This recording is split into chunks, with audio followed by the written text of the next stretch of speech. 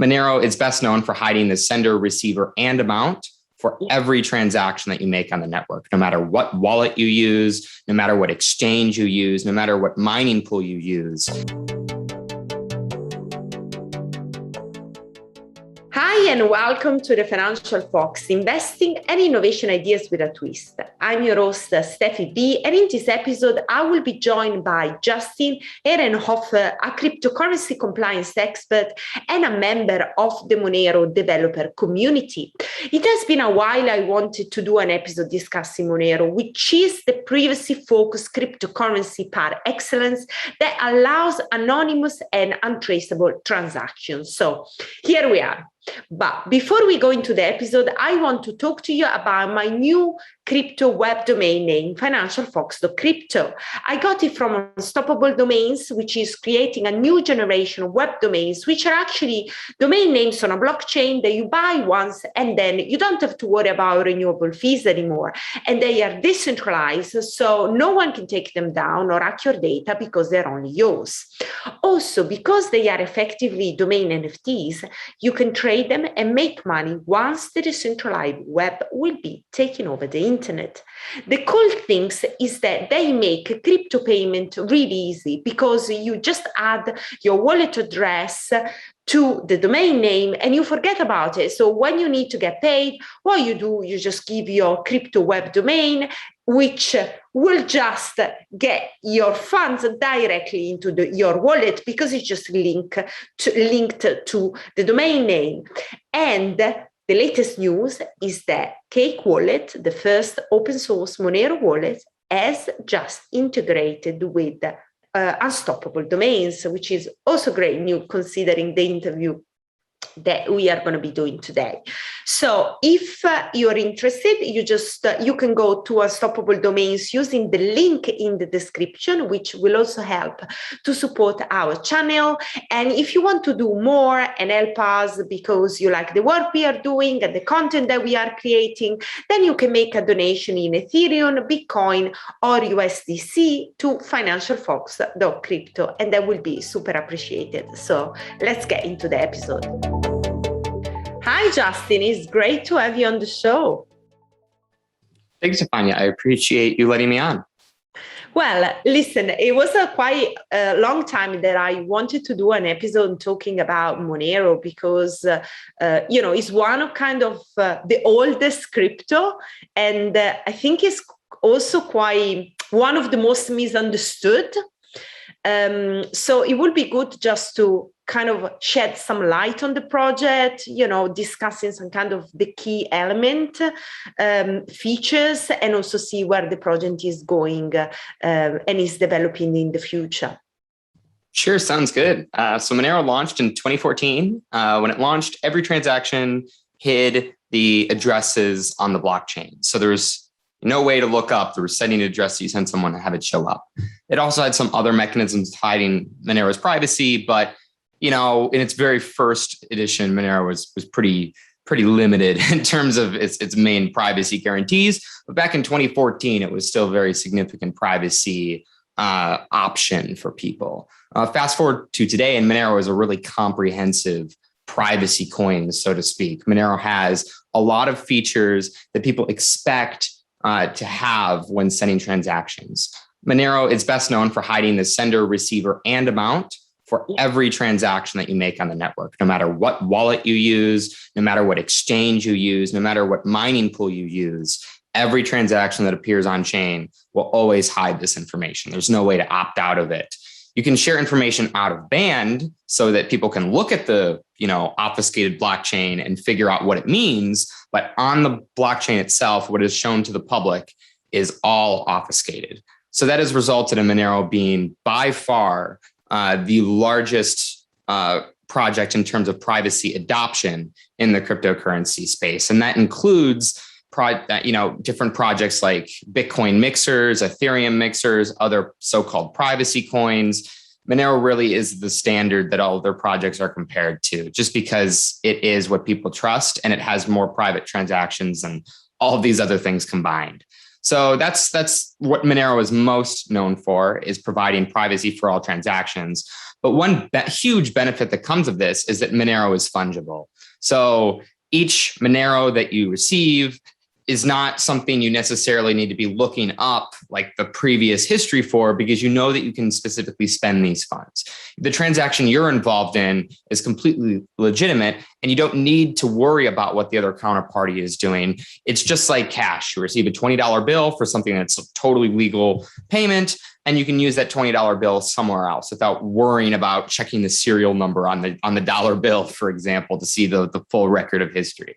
So unlike Bitcoin and Ethereum and most other projects where every single output or address is assigned risk scores by companies, Monero really pushes back hard against that mass surveillance, where it makes it exceptionally difficult. And the team has been working for years to ensure that's the case. And it's always going to be a battle going forward, but we're well prepared to address that battle because we've been doing it for several years. And then Monero has a few other things that it's potentially less known for. So Monero uses proof of work through the algorithm RandomX. This is very, very CPU friendly. You can still mine it on a GPU, but the most competitive route of mining Monero is with common CPUs, things you can just buy at common stores. So if you are looking at mining, Monero is a good place to start usually because everybody has a CPU, right? And then it also has other miscellaneous things like an adaptive block size where it doesn't have a hard cap. Instead, it has certain capped growth parameters where we allow it to grow and accommodate for innovation on the network. And quite a few other miscellaneous tweaks throughout that are usually interesting for cryptographers and the like, and developers that make it a very different project than Bitcoin and Ethereum because it's not forked from either. It started with its own fresh code base and it's continued iterating on this code base rather than forking from a different project. So there's really a lot to unpack on the Monero side. I know most people talk about the privacy, which is well understood because it is really important and it is by far, the largest project defending people's transactional privacy. So I'm happy to speak about all those things today, and I'm glad that I was able to give this overview. Fantastic. So back to the privacy, which obviously I think, as you said, is kind of like the main feature. I would like to understand how technically Monero can make anonymous transaction. If you can explain, for instance, how that work, for instance, compared to Bitcoin. Absolutely. So Monero wallets actually have two public keys and two private keys. With Bitcoin, it's usually one public key, one private key. And so with Monero, we use a stealth addressing system so that when you send funds to someone's address that they give you, that address is not shown as a receiving address on the blockchain. There's no way to go from what is shown on the blockchain to the actual user's receiving address that is shared with the sender. But the sender is still able to go forward and look up what outputs are specifically set for them. You can think of it as like a safety deposit box where the receiver gives the sender this key to lock up, and the sender just locks it, puts money in, locks it, and leaves it in a field of a bunch of boxes. And no one else can open up these boxes. No one else knows if there's money in these boxes or if they've been spent or anything about this information. But the recipient can go through, check their key, and open the boxes that are theirs. But no one can observe that happening. Monero also hides the amount. Monero did not do this in its early history, but has been doing this since early 2017, where Monero uses confidential transactions at the moment using bulletproofs in order to make it so that the amounts sent are completely obfuscated. That's some zero knowledge proving scheme for all of you who are using the phrase zero knowledge proofs. And then the sender, it's best to think of it as perhaps the sending output, because the sending address is hidden with the same the stealth addressing system where you wouldn't know the sending address for the same reason. But the output that is actually spent in the transaction is hidden with something called ring signatures. So it makes it seem in a non-interactive way. So it's very different than mixers. The fact that when you send funds, you don't know what real funds are being spent because several other funds also are possible spends. So in Monero's case right now, Monero's ring size is 11. So for every real output that is being spent, and you can think of outputs as like piggy banks that you have to break open to use. So for every output or piggy bank that is being spent of real money, you pull in 10 others just by looking at the blockchain. You can choose these and make it appear as if you're spending them when you actually are not. So an outside observer does not know which one is being spent, but based off of really clever math, we're able to prove that you're still not spending someone else's funds, because that'd be pretty bad. So that's a pretty broad scope. Monero also hides, to the extent possible in the network layer, the sending IP addresses using Dandelion++. That's implemented by default, although that's not as rigorous. We can't enforce that as rigorously on consensus, but that is something that is rolled out to all wallets, and people can still use Tor and I2P support if they prefer. So that's kind of the scope of the sending of a Monero transaction. Is you don't know what addresses are involved ever, you don't know the amount is involved ever, and the sending outputs and transactions are obfuscated using ring signatures. Fantastic. Listen, recently, CipherTrace has announced tools for tracing Monero transactions. How you think possible is that? Do you think they've kind of like got anything where they are going to be able to follow the funds backwards? So that could be useful, for instance, for government agency and financial institutions? Sure. So I can't speak specifically to CipherTrace. I have no insider info, and I obviously don't work for them. But my impression of a tool like this is that it would be used for very, very targeted surveillance cases. So, for example, if you have investigators who are trying to find who is running a darknet market, or who is running an illicit website, or is receiving ransomware payments, for example, in Monero, they would try and look at the blockchain and figure out as much information as they could and break down some of the assumptions with how you would craft Monero transactions. My assumption is that for the main thing they would be looking at are Monero ring signatures. They'd be trying to figure out, okay, well, we have these outputs. How do we eliminate certain ones of them? How do we try to watch for future or past spend activity by these threat actors to try and correlate these together? If users are interested on these attacks, I would definitely look at the Breaking Monero episode on poisoned outputs. That's a really, really good place to start, along with the rest of the series. But it's not the case. I mean, even without seeing the tool, I can say quite confidently that it is not the case that this tool can be used to arbitrarily surveil transactions. This is going to be used with specific targeting, where the attacker is a counterparty of investigators, for example, and so they're being specifically investigated for something. It's not the case that you're going to send money to Kraken. You're just doing things that are completely fine, and they're going to be like, I know what the real spend was, right?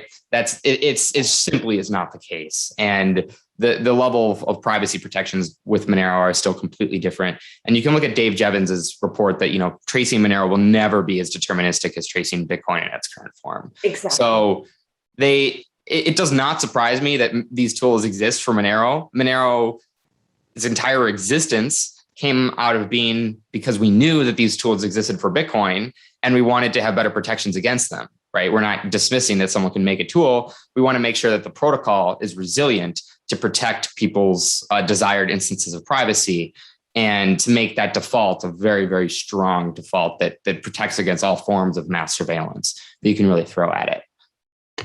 Okay, so let's start to make some comparison with Bitcoin, because I think that will make also clear some of the features that Monero has compared to Bitcoin. So Lightning Network, obviously, that's a way for Bitcoin transaction to remain private from the outside.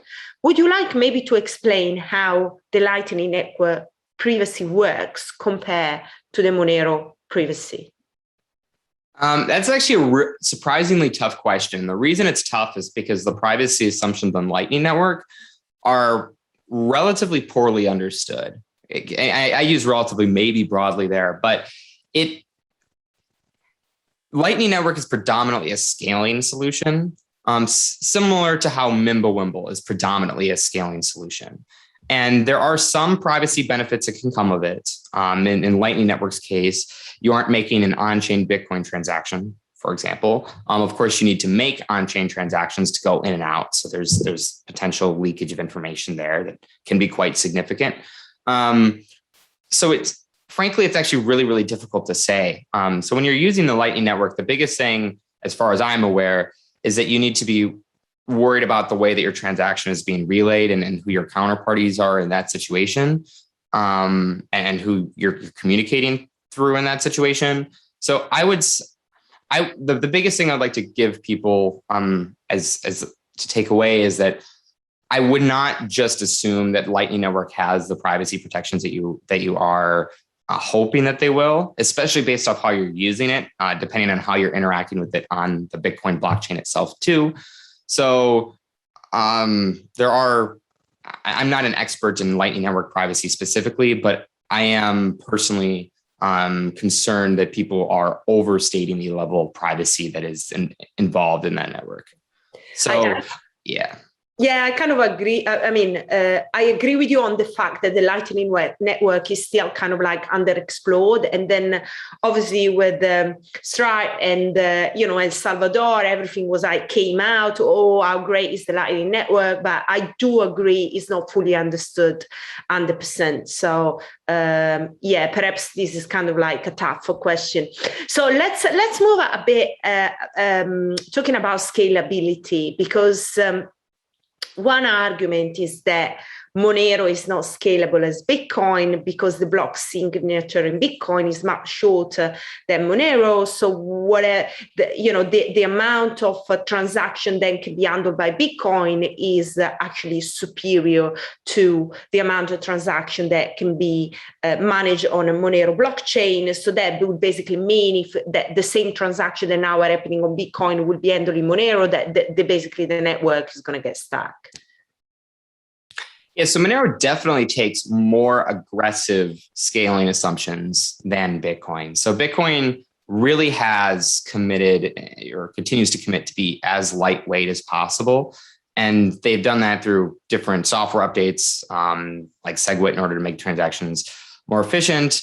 And they very much are trying to keep the full nodes able to be run by any participant. And that is certainly a very, very respectable position that the Monero community wants to share. It's important for privacy reasons for people to be able to run their own node, because it just makes it so much cleaner in terms of a lot of your privacy assumptions. So we definitely want to maintain a user's ability to pretty simply run their own Monero node.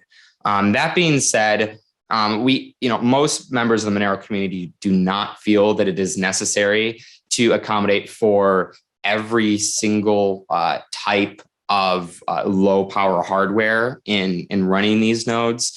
Generally, the Monero community seems fine. In the discussions I've had, it seems that most members at least are fine with like a relatively inexpensive but somewhat modern computer. So if you're trying to use like a hardware, like a hard drive from the 90s, right? Then we don't feel as pressured perhaps in order to maintain compatibility for really, really old hardware when things are innovating pretty quickly. So Monero does have larger transactions. They are about 1.5 kilobytes now, for example, in the rough neighborhood. Bitcoin transactions, I think, are closer to 300 kilobytes, or at least somewhere in that range. So Monero transactions are certainly larger, but they're not like many orders of magnitude larger, right? It's not the case that all of a sudden you have to make such a huge compromise here.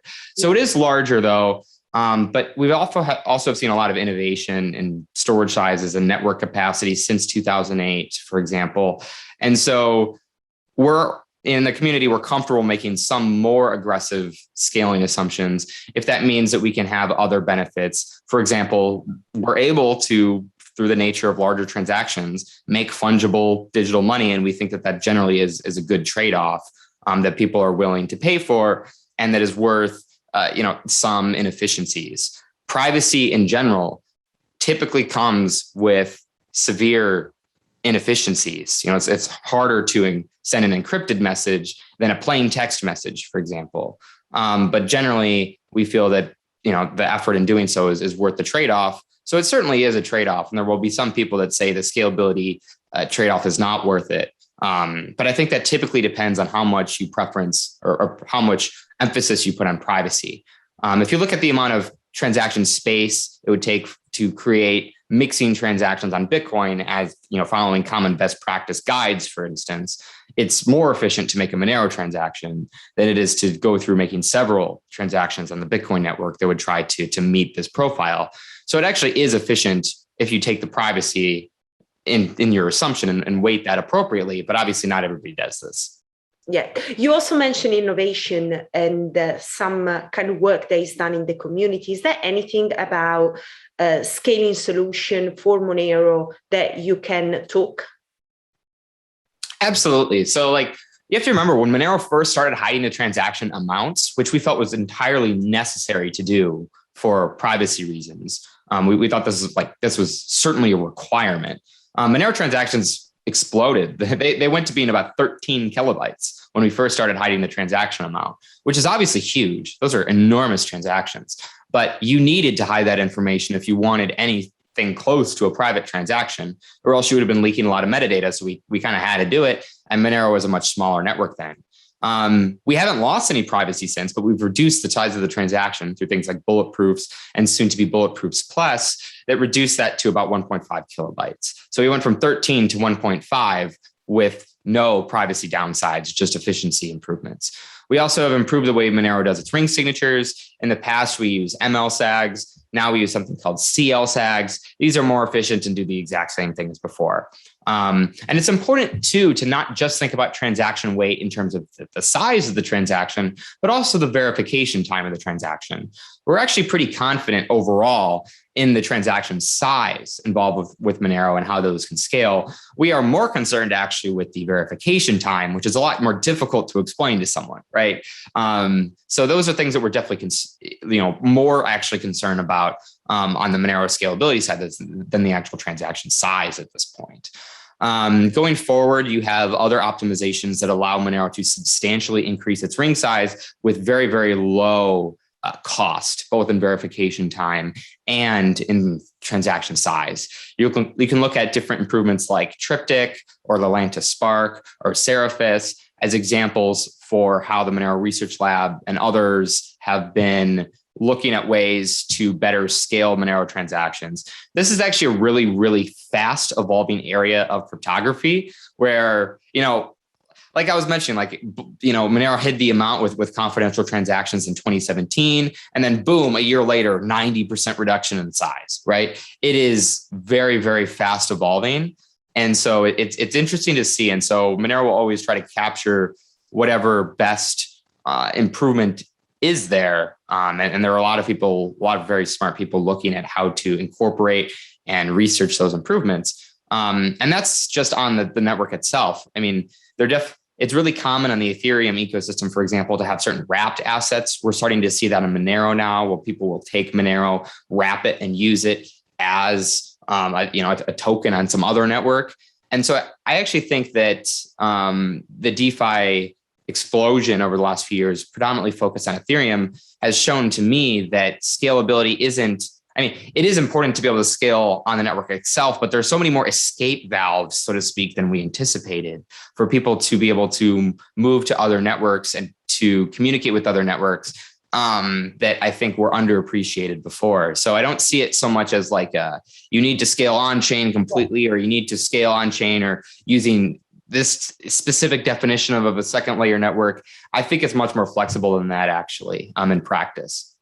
You mentioned DeFi, and I really want to go a little bit more into that. Where do you see, or how do you see Monero playing a role in the fast growing DeFi space?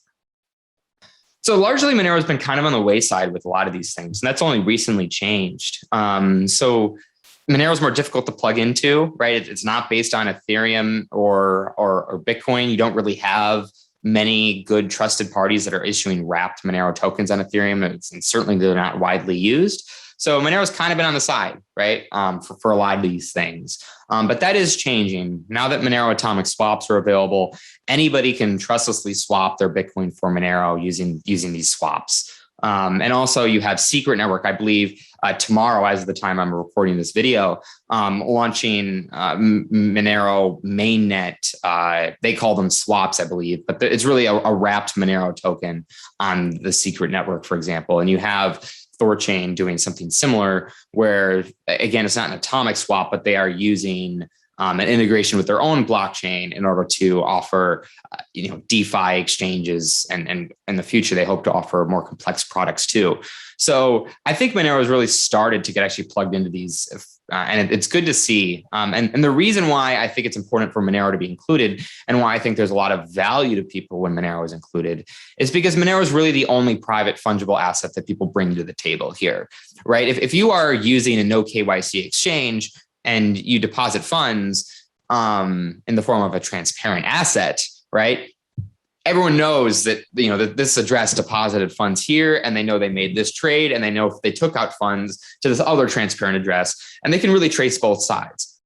So on the Monero side of things, at least when you put funds in or take funds out, you don't know the future history on the Monero network. That's not something that really can be said of any other asset. So I think there is actually a lot of reason to include Monero in these decentralized exchanges and other DeFi products, because Monero is really the only fungible token you're bringing to the table. And so I think it will open quite a few opportunities for people actually in order to use a fungible asset that may have otherwise been difficult for people. I completely agree with you that, it kind of like brings something unique to the DeFi space. Now, talking a bit more controversial with the current regulation, we are seeing what is happening in the US, where, DeFi start to get kind of scary, and they are trying to classify as a broker basically everybody. How do you see the DeFi space evolving within the regulation pressure, and where Monero can help? Sure. So I think, I know, but yeah, kind of predicting the future is difficult. But the DeFi movement is not something that you can kind of stop tomorrow, because it will be very difficult for regulators to kind of stop something of that magnitude. And there is lots of requests as well to develop it, to progress, and perhaps some regulation is good. So I want to see where Monero fits in, and actually your thought on the future as well. Sure. So I think what regulators by and large, and it's not just the US, other countries and intergovernment agencies such as the FATF are looking at trying to, this issue in particular. What they're trying to do is specifically carve out who is doing what in these DeFi systems. There are a lot of DeFi projects that are DeFi or only very weakly decentralized. And I think they're going to do what they can to try to pick those apart, to hold someone for money transmission or similar type activities. I think that seems to be their intent. When it comes to peer-to-peer trading, where a user, without doing this regularly and without doing it for making a profit, is doing an exchange or a loan or any other type of typical DeFi product, that's probably going to be safe for the time being. It's just the matter of whether these platforms will be easily accessible to these people. So I imagine this is something that regulators actually will stumble with trying to define over the next several years and how to investigate. And on the Monero side, the network itself is pretty safe, all things concerned. Most people seem to understand that mining is not money transmission, and is not something that they're trying to cover as a broker type activity. And Monero uses proof of work, just like Bitcoin. So it's relatively safe there. And I think it's quite unrealistic for governments to go after software developers and say, hey, well, you're a broker, right? So it is important that we advocate to do what we can to prevent that from happening, because it's just, to whether or not it's enforceable or not, it certainly would cause a headache and creates a hostile environment for developers, and will detract good meaning talent from the industry, which is really, really bad for innovation. So we want to obviously do what we can to make sure that cryptocurrencies and privacy technologies, all these cool exchange products that are decentralized, that these are they continue to grow. And for Monero, Monero benefits from a strong ecosystem of DeFi platforms that integrate with it, and other integrations with the Monero protocol. And of course, we want to make sure that people who develop Monero feel safe developing Monero, right? Because they should. So it is important, I think, tangentially, but I think the main focus here are actually these DeFi exchanges directly, and the developers, maintainers, whoever's contributing or touching them, that's, I think, who the regulators are predominantly targeting at the moment. And Monero doesn't itself run these sorts of things, but there are, of course, many different ecosystem players that do touch Monero in the exchange or other DeFi product that they're offering. So it's related. And if these systems are severely punished, that could still have a negative impact for Monero if it's hard to use Monero. So we want to make sure it's as easy as possible. So Justin, sorry if I just asked that because maybe I'm not fully aware. I haven't used Monero in DeFi, but I would like you, if you can, to kind of tell us or list which are the DeFi platforms that actually handle Monero. So the biggest one historically has been BISC. So for the past many years, BISC is often overlooked by many as a decentralized exchange. But it's really been around for quite some time. I believe it's like 2015, 2016, and has since has been a predominant exchange for Bitcoin users in particular, trading in and out of cash. So, USD, Euro, whatever, some bank transfer to Bitcoin. It's been a really, really common peer-to-peer platform for that. And for many, many years, the XMR BTC pair on that exchange has been the most traded and most liquid pair, right? And so it's interesting to see a Bitcoin focused exchange have a Monero pair as its most traded, but it makes sense because it's a decentralized, no KYC exchange, and you don't need to trust the counterparty as much based off the way that they did their trading setup. But you can get in and out of fungible money on it, right? So there's a reason why people want to use it. So I would say historically that definitely has been the largest decentralized exchange for Monero. I do think that as you get some AMM, automated market maker type staking things come out like Thorchain on Monero, that will, by my estimation, capture a decent amount of liquidity just because AMM is just such a clever way to bring people in, I think, as opposed to a maker taker model. So Monero hasn't really had a lot of exposure to that historically. And so I think it'll be really interesting to see those commit. But at the moment, it definitely is BISC. Okay. So let's talk a little bit more about how the crypto space is evolving. And obviously, we have kind of established Monero as, the key value of Monero in privacy transaction. What about smart contract? And what about, it's not that I want to bring in NFTs just because I want to try to find a way to see if there is something that perhaps Monero will be looking at. I'm just trying to see if there is anything that, the Monero community and developers are looking to build on the top of Monero, and if that it would be possible and what that will be. Some people have looked at it. The closest thing is a proposal called DL-SAGs for Monero. But I would say by and large, I think that it's less the case that every blockchain, I feel, needs to support every single type of feature when wrapped assets are so prevalent. But we typically see if someone wants to, undertake some solution that requires a smart contract, is that they'll just take the asset they want to use and wrap it. So I think that the Monero network side of things will, like, the main thing we try to do on the Monero side of things is make sure that every transaction is as indistinguishable as possible. And so that becomes pretty difficult when you start including all these other complexities in it. There's just so many different areas where you can leak metadata. They get really, really, in some cases it's very obvious. In other cases, it's very subtle. So I wouldn't say Monero is opposed to implementing what makes sense. But by and large, the intent of Monero isn't to be a multi-purpose, arbitrary use blockchain where you can do whatever you want and have it stick out like a sore thumb. We want to actually restrict activities to fit certain common behaviors so that the transactions look indistinguishable. So what that typically means is that other projects will come along and integrate with Monero rather than Monero integrate those, all the features natively, at least in a high level sense. So kind of like provide that kind of platform for different use case where anonymity and privacy are basically the key features. So then that's where Monero is going to come in, is going to help. Exactly. And the reason that Monero provides the privacy and anonymity is because you can't do some of that stuff on Monero, right? And obviously I'm speaking generally. It doesn't mean that in the future there won't be clever ways to hide information for certain types of contracts. Yeah.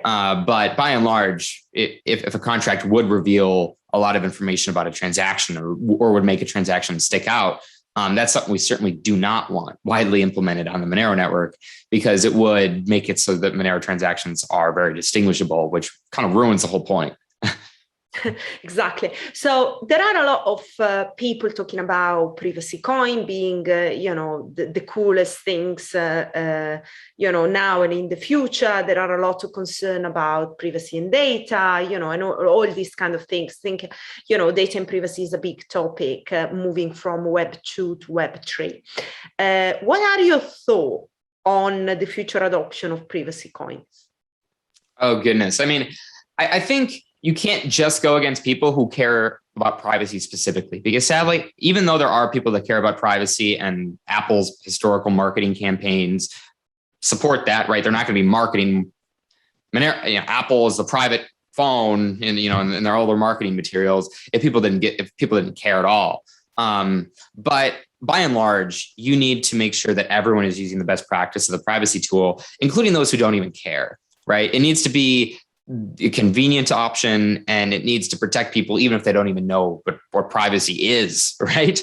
So I think that it is really, really complex, and that I hope the discussion isn't just how do we get people who care about privacy to use a privacy product, because in generally they're pretty good, like those individuals who do care are pretty good at researching and nitpicking tools to use that best fit their use case.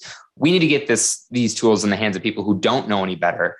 We need to make sure that they are protected regardless, and that they're using a system that isn't subject to mass surveillance, but instead is actually protecting their financial sovereignty. So it is a really, really complex question. And I think the best way to do that is just by building out integrations for it. It really requires a whole ecosystem to support what people actually want to do. And so I think when it comes to getting users who aren't actively seeking out privacy and to get them to use the system, figure out what their specific use cases are and make sure that Monero is able to accommodate for those. If a user is able to send a transaction on Monero that is cheap, for example, that they might care far more about the cost of sending the transaction than they would about the fact that it hides information or not.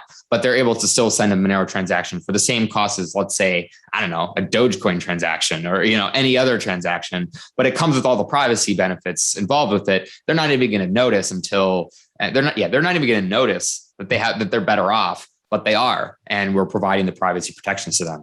So I think it really is largely about chasing use cases.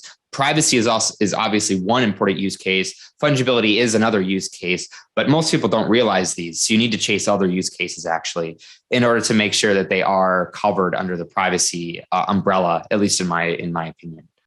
I'm really glad that you answered that way, because, there are lots of talks outside saying, right, we need to go all decentralized, we need to be all, anonymous, but it is actually coming down to the use case and what is the priority kind of for a specific project and what it's trying to solve. So I think that is very important to remind that, your answer was perfect.